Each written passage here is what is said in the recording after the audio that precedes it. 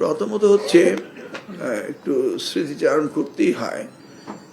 আমি যখন দায়িত্ব পেয়েছিলাম 2001 সালে, তখন বরিশাল বোর্ড বানিয়েছিলাম, চেয়ারম্যান বানিয়েছিলাম একটি পাবলিক কলেজের প্রিন্সিপালকে।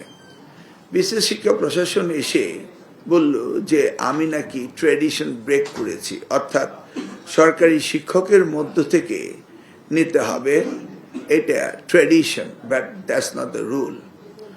তো তখন দুপুর 12টা বিশেষ শিক্ষা সমিতি, যেটা আমাদের ছিল অ্যাসোসিয়েশন, সেটা তখন বিগত রাজনীতির কবলেই ছিল। তো আমি তাদেরকে বললাম যে আপনি তো এই ডিপার্টমেন্টে শিক্ষকতা করতে এসছেন, নিশ্চয়ই ব্ল্যাকবোর্ড, চক অ্যান্ড ডাস্টার নিয়ে পড়াবেন ছাত্রকে। বোর্ডগুলিতে কি কোনো ক্লাসরুম আছে? চক অ্যান্ড ডাস্টার, ব্ল্যাকবোর্ড আছে? বললেন না। তাহলে সেটা কি? সেটা অ্যাডমিনিস্ট্রেশন। তো আমার দায়িত্ব অ্যাডমিনিস্ট্রেশন চালানো, তো আমি অ্যাডমিনিস্ট্রেশন চালাবো।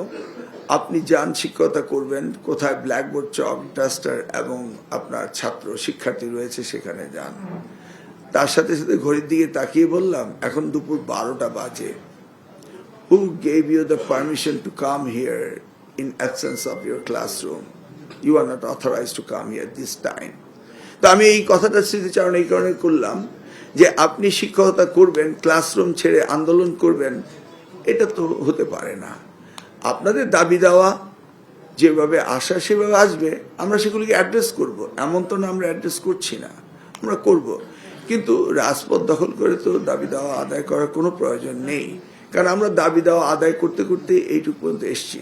অথবা আমরা বুঝি কোনটা দিতে হবে, কোনটা দিতে হবে না, এবং আমরা তাদের পক্ষেই থাকি, কারণ তারাই তো মানুষ গড়ার কারিগর। আমি আশা করি তারা আমাদের মেসেজ পেয়ে গিয়েছে এবং পেয়ে যাবে, এবং সেভাবেই তারা কাজ করবে।